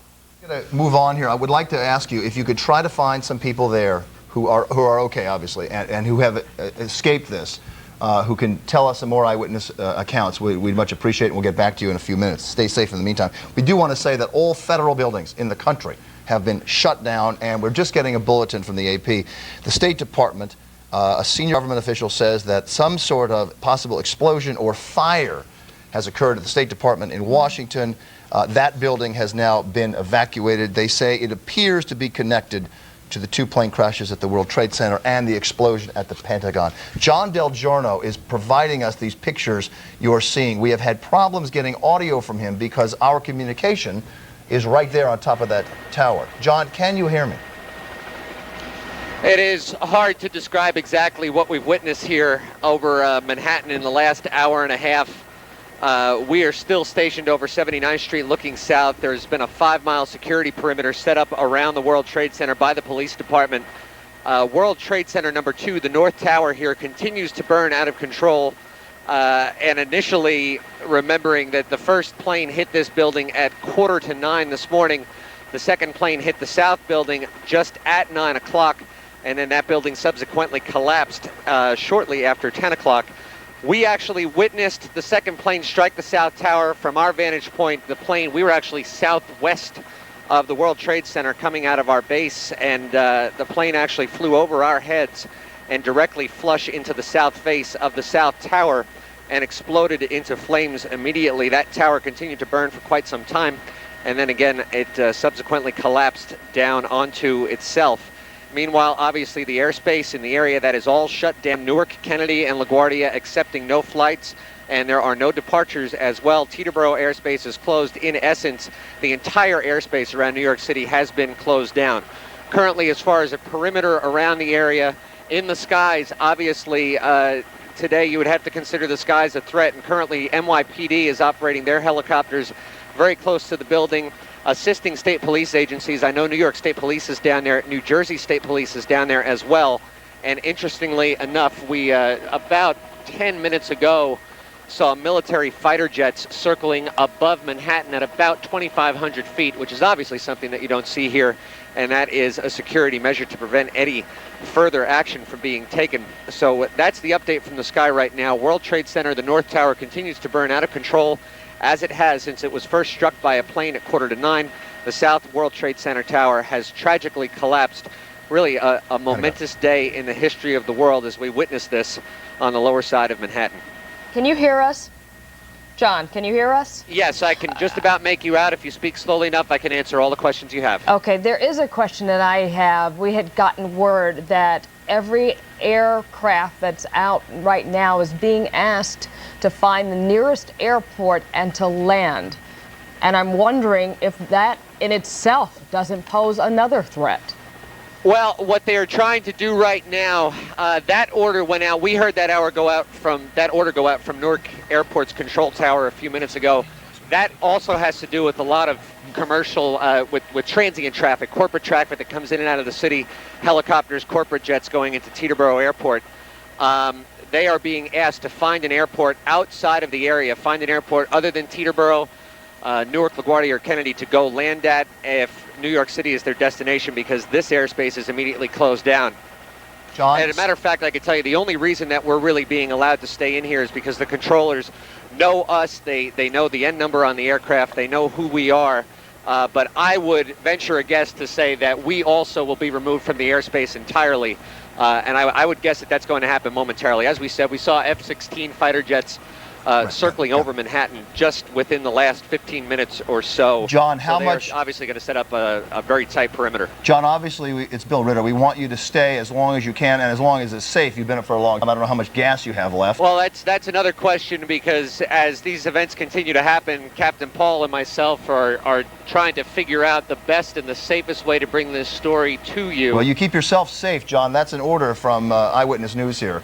Let me just say, John, I have a question for you about that tower. But first, we're getting word from the AP that the State Department official has confirmed that a car bomb exploded outside the State Department. There is obviously a coordinated effort and some sort of assault here on the United States in Washington and New York. We will give you a summary in a second. But John, looking at that North Tower, ABC News is reporting that the fire continues to burn, and it appears that the North Tower may be leaning. Can you tell? It's hard for us to tell through all that smoke. It is hard to tell from this point, again, because I am exactly 5 miles away from it. But there's the shot of the North Tower, and if you line it up with the buildings down on the ground, Bill, I can't really give you an honest opinion on that. I will tell you that the fire, again, this plane crashed into about the 80th floor, and you'll see a gaping hole in the building. I'll brighten it up for you there. The fire appears to be spreading rather than subsiding. And again, obviously, there's firefighting issues trying to get water up that high. But I really can't tell you whether or not the building is leaning or not. Okay, John, keep us posted. Again, an order from our news director, you be safe out there and try to bring us all the pictures, but also watch the gas tank. Thank you. All right, let's also go in our newsroom to David Ushery, who's been getting word on other closings in the area. Dave, you there? Yeah, I'm here, Lori. We're getting some, as we see some video here coming in right now, obviously from the scene, developing a very chaotic situation. These from our crews down there, and they have been working diligently.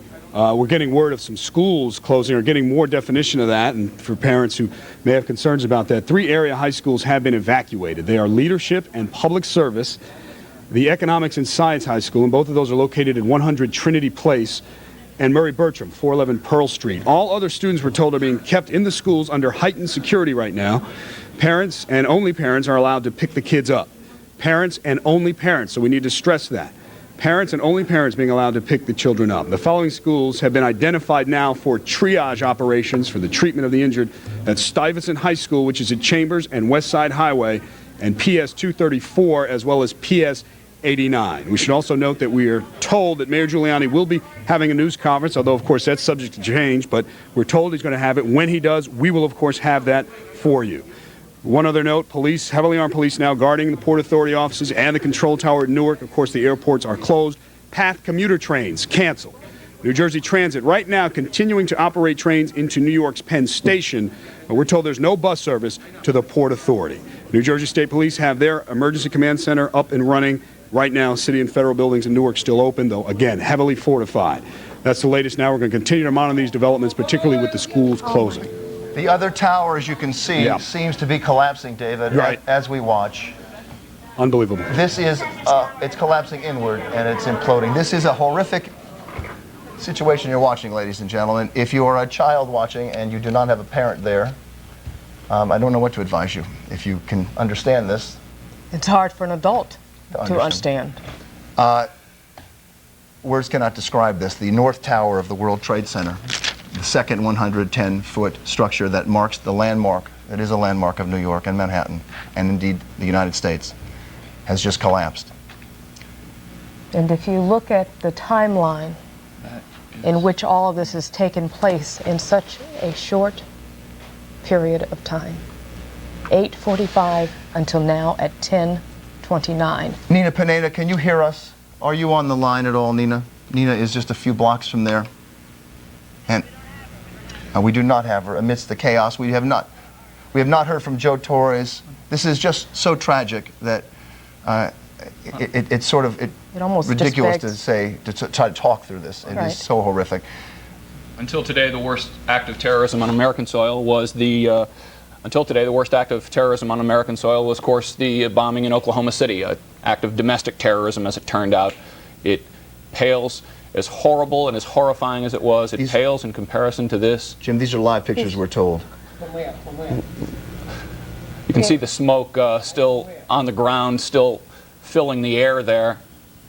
This is obviously Lower Manhattan. We're trying to get an exact location. These are not live pictures because there was just an edit in them.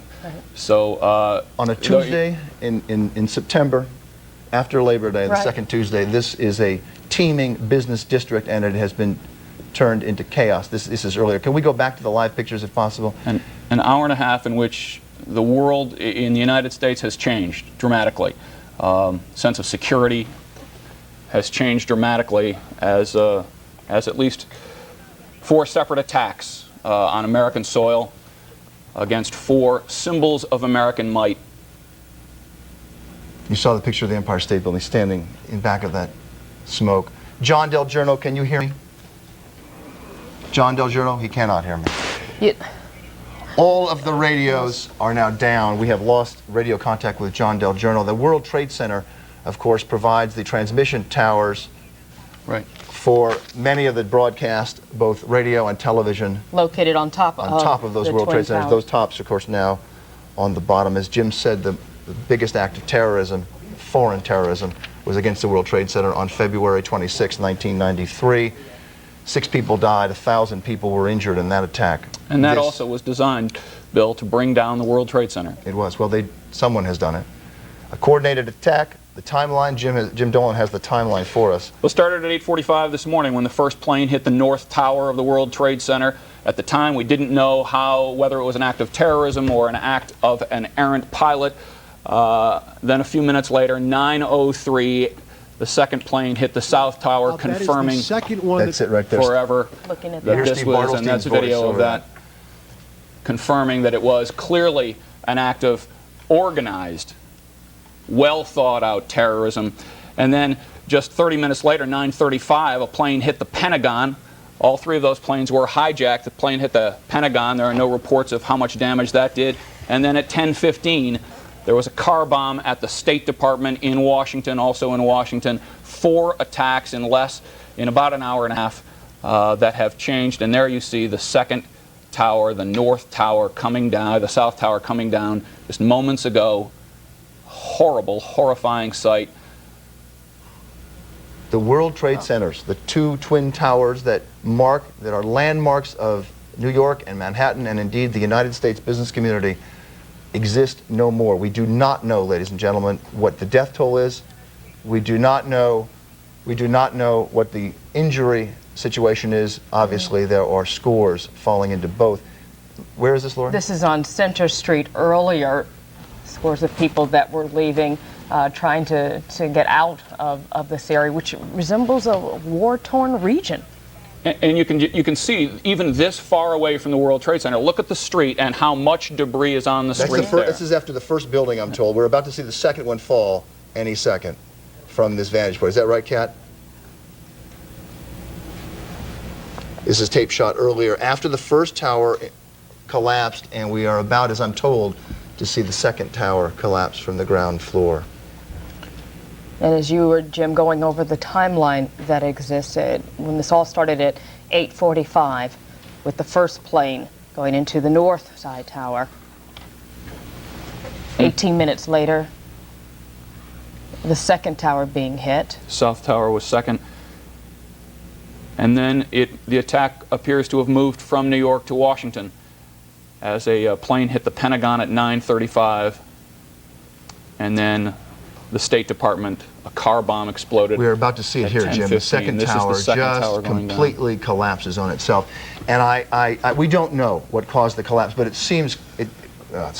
appears that just structural damage from all that fire, although we do not know whether there was some sort of timed explosion, but it does appear that all that fire. And in the end, it doesn't much matter. The core was damaged. We know that from talking to witnesses earlier, right. People who were in the building. We do know the core of both buildings were damaged. The cores were damaged, and apparently the building just couldn't withstand the mass of the explosion. This is so surreal, ladies and gentlemen. We are sitting here watching this with you, and really we're trying to talk, but words cannot describe what we're seeing. We should point out, Bill, that we don't know how. Here comes the second tower again from the ground floor. This is from our Michelle Charlesworth vantage point. The north side. She was on the West Side Highway when her crew shot this, and you see it just imploding. Bill, I think it is important to point out that we don't know how far the evacuation had come to this point, but we do know that we have talked to people on the ground who were at least on the 56th floor.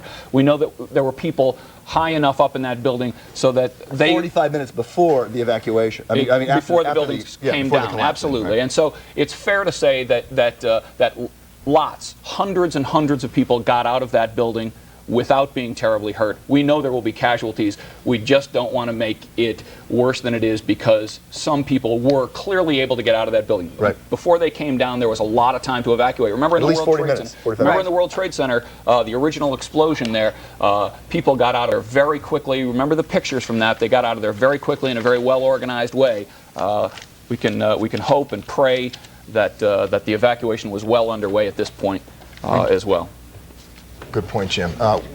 We do not know. Control room, if I can ask you, when you hear of any information about injuries or fatalities, we would like to pass that on to our viewers. We have reporters on the scene.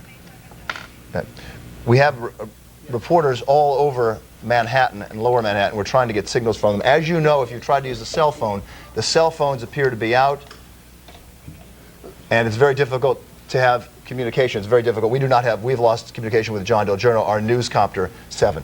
Dave Evans is back here. Of course, he was talking earlier, this being primary day, and the very latest, there were discussions on what could be done. I just got off the phone with the top officials at the Board of Elections. They have gone ahead and they have canceled the election for today. This is, of course, a primary vote. There was some question as to whether they could go ahead and do this because of what the general election provision is, that you can go ahead and cancel a vote if it's during the... Dave, I'm going to interrupt you for 1 second. Go We're ahead. seeing a U.S. fighter plane. And Jim, do you know what kind of plane that is? It's an F-16. It's an F-16 U.S. fighter plane patrolling the skies of Manhattan. Dave Evans is here explaining that the election has been canceled today, Yes, the it primary has. election for New York City for mayor and about 3 dozen other seats. 1,000 candidates on that ballot, and obviously it has been canceled. Mayor Giuliani, David, do we know where he is? We don't know yet where he is. Of course, the mayor's bunker is what we call it, and that is the emergency center where all of the police and the fire and the emergency officials go. That is on the 23rd floor of the World Trade Center, I believe in the North Tower. So we don't know exactly where, of course, the mayor is right now. We expect there to be a news conference. We've called down to City Hall, and we believe that they will have something out of City Hall here shortly. But that bunker is, of course, gone. Yes. All right, let's go back to Michelle Charlesworth, who is on West Side Highway with the very latest from there. Michelle. We last came to you about half an hour ago. We're standing on the West Side Highway. The North Tower just came down. Of course, the South Tower of the World Trade Center coming down moments before that. We watched the whole thing come down. Where there used to be the 2 towers, there's now just plumes of smoke, people running from that area. One of the people who ran away was Cheryl Fiandaca, one of our reporters. Cheryl, tell me what you saw. We're about 30 blocks away from what happened. You were next to the South Tower? I was right next to the South Tower. It was about 2 blocks away. It was just a small explosion, and then rocks and debris and everything started pouring down. Firefighters, everyone yelling, run, run, people running down the street. Lots of injuries up there, lots of injuries. Lots of firefighters are injured. Many have smoke inhalation problems, but many have serious injuries. There are a lot of bandaged people up there. Right, obviously we don't know what's in this smoke. Some people speculating who knows what could have been in there. West Side Highway totally shut down. The ambulances coming back, though, are not filled with people. No, the ambulances are not filled with people. They're treating a lot of people. There's triage going on right up the street here with a lot of the firefighters who are trying to fight this and see if there are any people under the debris. It's a very, very, very scary situation up there, and they're asking everybody to stay away. As you can see, they're asking people to stay out of this area. We are, 30 blocks from what happened. The South Tower came down first. The North Tower came down second.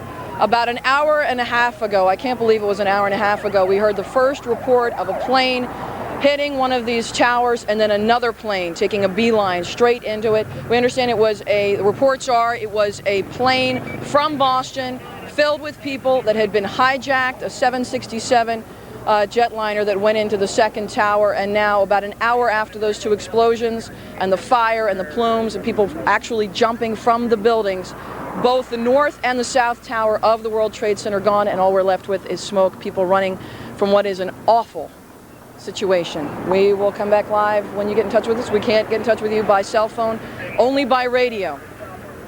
Any questions? Reporting live on the West Side Highway, Michelle Charlesworth, ABC7 Eyewitness News. Certainly no shortage of questions. No, Michelle, thank you. Our reporters are on the scene at WABC Eyewitness News here in New York. We're taking a live picture of the Pentagon. No, this is a picture, obviously, of the collapse of the second tower of the World Trade Center. The skyline of Manhattan no longer exists the way it did an hour and a half and 2 hours ago. Sandra Bookman joining us now, along with Jim Dolan, Laura Stokes covering this all morning, and Sandra North joins us. You can see the Empire State Building from the south view, is that correct? From them, what view is that from? That's the Empire State Building from below. From the ground. Yes. Rising up above the smoke. And south of the Empire State. We're getting a lot of calls into the Eyewitness newsroom. All river crossings into Manhattan are closed both ways. We are just getting word, we're hearing from our control room, that a large plane has gone down in western Pennsylvania. We're told that is from Somerset County in western Pennsylvania. Right now, we don't have any other information. As soon as we get that, we will let you know whether or not this has anything to do with the incidents that have transpired not only here in New York this morning, but in Washington as well. Keep in mind that all aircraft in the United States, all airports have been shut down for takeoffs planes have been rerouted and told to land at the nearest available airport. That could very well be what happened in Somerset County. A large plane trying to land perhaps at a small airport. We just do not know. Again, there have been several apparently coordinated attacks on the United States. The World Trade Center, 2 airplanes crashing into the World Trade Center, one at 8:45 this morning, one at 9:03. At 9:35, a small plane crashes into the Pentagon. That is still on fire, as you saw just a couple minutes ago. This is a live picture from the West Side Highway, and again, we're up above from Newscopter 7. John DelGiorno is our reporter up in the air, but he cannot hear us, and we cannot hear him, because radio communication was coordinated and existed on top of the World Trade Center, which exists no more. And we can't say too often, because we've got people calling into us. They are not able to get out of the city. There's a reason for that. Most of the bridges and tunnels, as we said repeatedly, have been closed off. Police have done that this morning in anticipation of any other troubles, possible troubles. In fact, Art McFarland is standing by at the Lincoln Tunnel. Art, fill us in. What are you seeing there? All right, Rob. I'm going to do the setup. We are at the Lincoln Tunnel right now. Just one example of how New York City and the surrounding areas are shut down. Lincoln Tunnel completely closed behind me. You can see the Port Authority police have it blocked off. There have actually been people who live in New Jersey who've tried to come here and walk through the tunnel. Of course, they're not allowed to. What people are doing, if you can just follow me over here, Rob, you can see people walking here. They're walking west now on 41st Street, and what they're trying to do is get a ferry to New Jersey. There is word that there have been some ferries operating. There's no way, of course, to confirm